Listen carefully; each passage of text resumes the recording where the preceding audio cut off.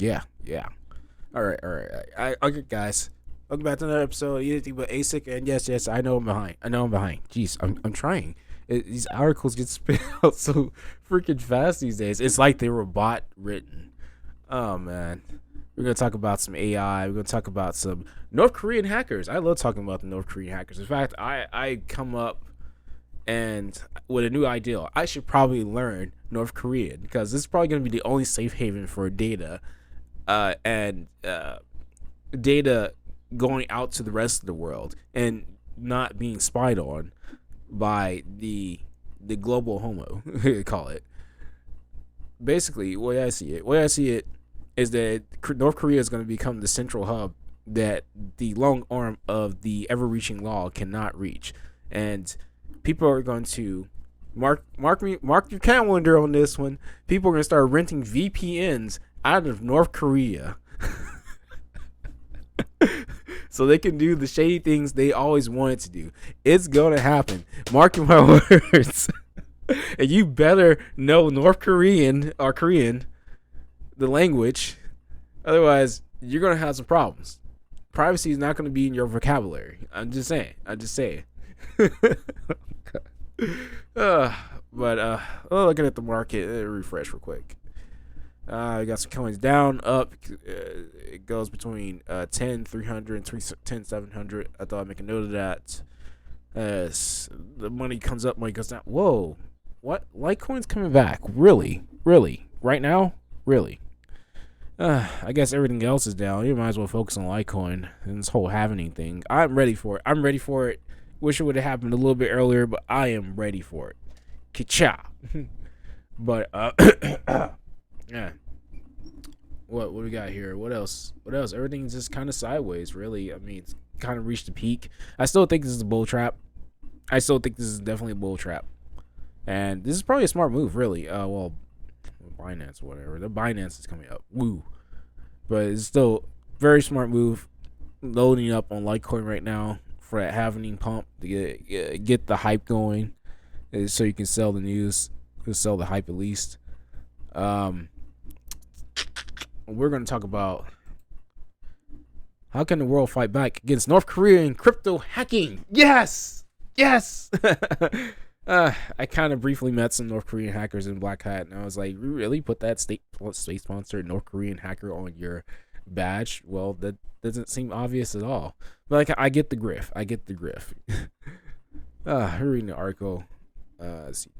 North Korea crypto hacking targets individual businesses and governments. Catching the criminals and retrieving stolen funds is extremely difficult at present. Steps people and businesses can take to safeguard crypto. This is just,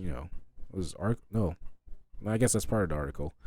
One of crypto strengths is, and also one of its weaknesses, permissionless transactions equal privacy and sovereignty, but also a crime.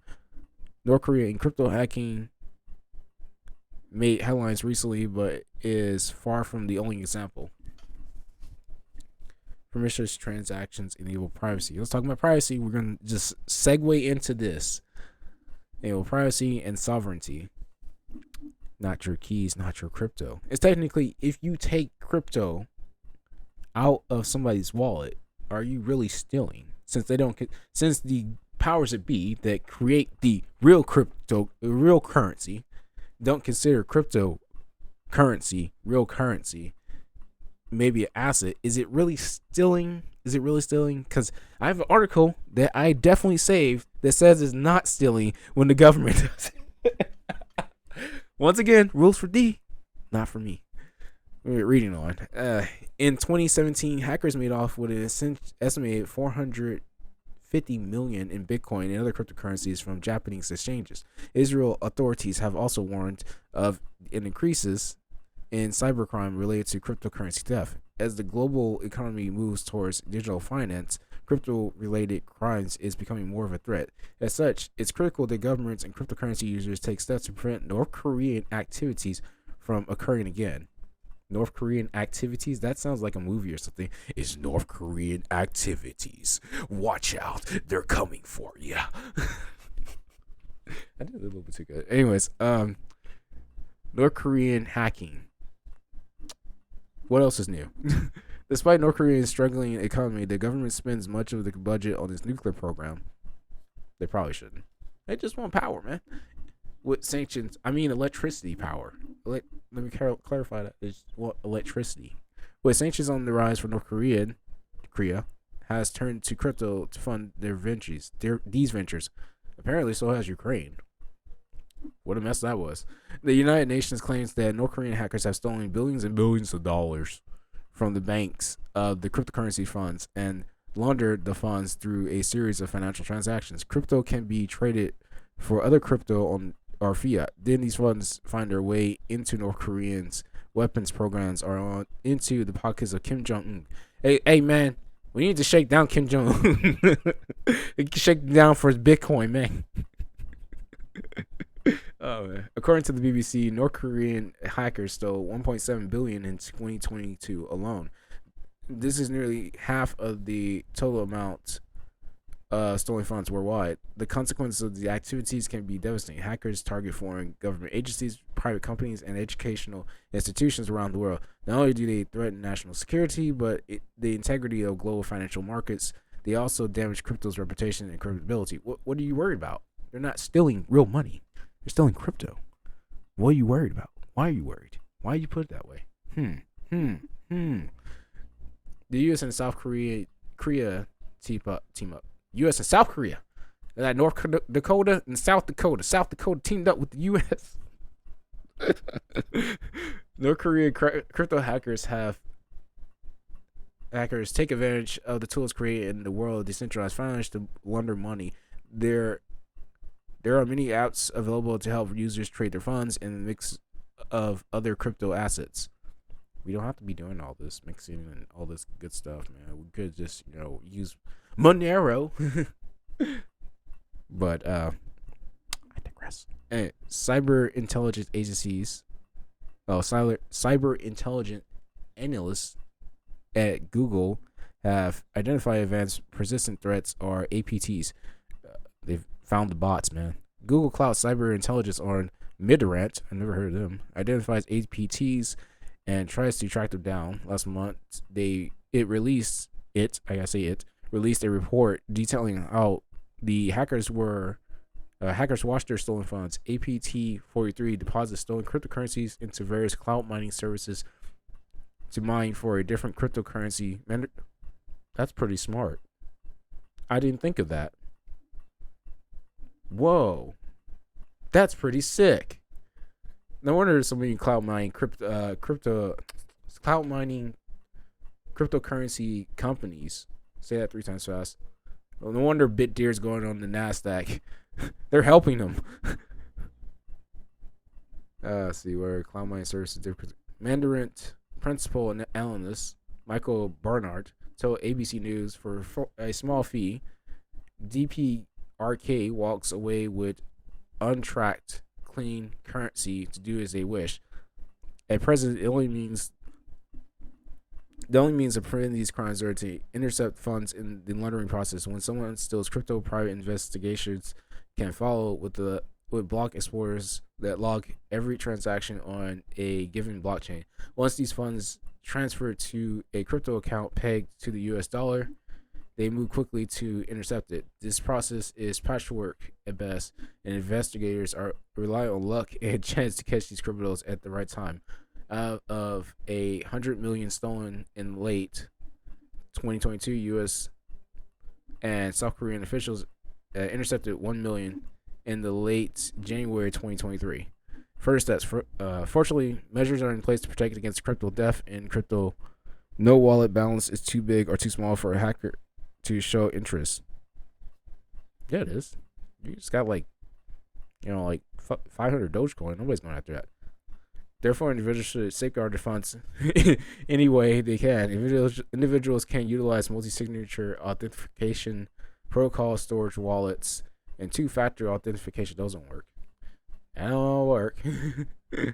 As far as businesses go, they should take a number of additional steps to protect themselves from hacks. First, it's important to implement strong passwords, protocols, and two-factor authentication to prevent unauthorized access. What kind of wallets are you guys using where you have to use two-factor authentication and multi-signature identification, all that stuff. It's ridiculous. Furthermore, businesses should regularly update their servers and networks with the latest security patches. Yeah, generally. They can deploy antivirus software. Probably won't help. Because antivirus software thinks anything crypto related is a virus. So that's probably not going to help. To detect and eliminate malicious code before it can be executed. Finally, businesses should also use cold storage wallets. Yes, use cold storage wallets to store their crypto assets in an offline environment. By following these steps, businesses can minimize the risk of North Korean hacking and protect their digital assets. The offline wallets is probably going to be your best bet. Just never have it online. And if you set it up right and did everything right, it should be fine. And you only use what you need. Thoughtful regulation. It's clear that the world government needs to address North Korea's crypto hacking practices in order to protect global users and economies.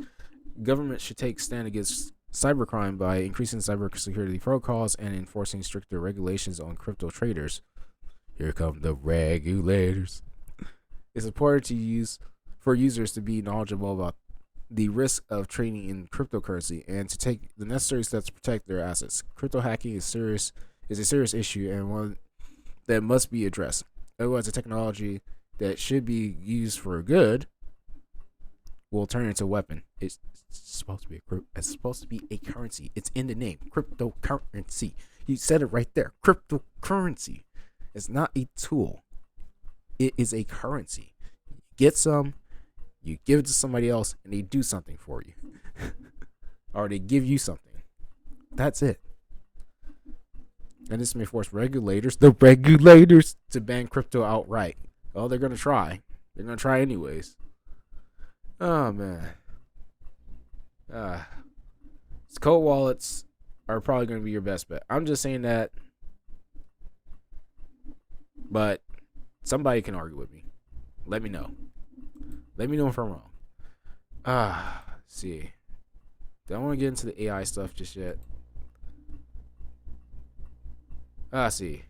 Talking more about countries taking cryptocurrency and trying to bolster their country to get it up to speed. Here's another article proving that that's the thing. U.S. presidential candidate Robert Kennedy Jr. calls Bitcoin an exit strategy from the U.S. debt bubble. I have no idea who this guy is. Robert Kennedy Jr. Is it Robert Downey Jr.? It's Robert Kennedy Jr. Not the same. Pretty sure. Robert F. Kennedy Jr., a U.S. presidential candidate. Is anybody watching? Is anybody looking? Probably not. Considers that Bitcoin, BTC, and other cryptocurrency can administer people get out of the financial system. He calls a bubble. Kennedy, who recently declared his intent to run for president as a Democrat in 2024, said that the Biden administration was firing hostile broadsides against cryptocurrencies. Pause it. Hold up. Pause it. All right. Let's listen. Where was I? Kennedy expressed concern over the partnership between the Federal Reserve and big banks in printing $10 trillion between 2008 and 2022, which he deemed a bonanza for the banksters.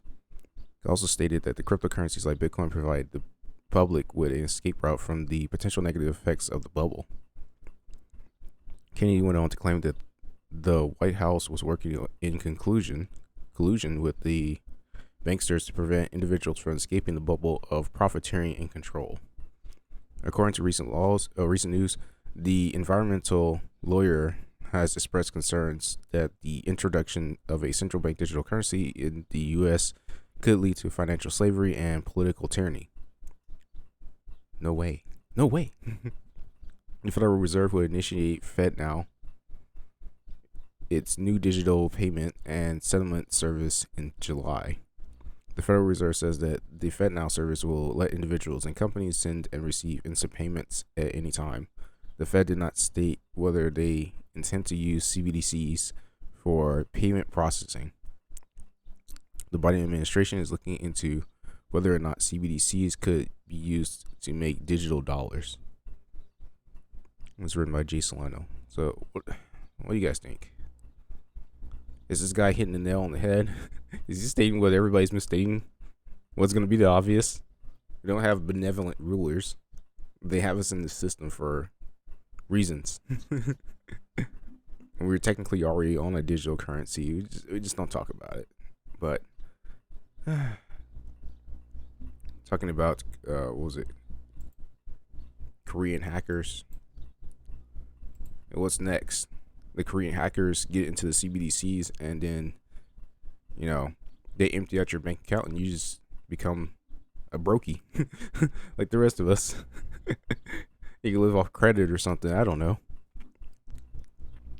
But we're moving on to the next segment, and it's a hot debate here. Hot debate, and it's about AI. Actually, I'm just gonna do that in a separate video. I'm gonna leave it there for now.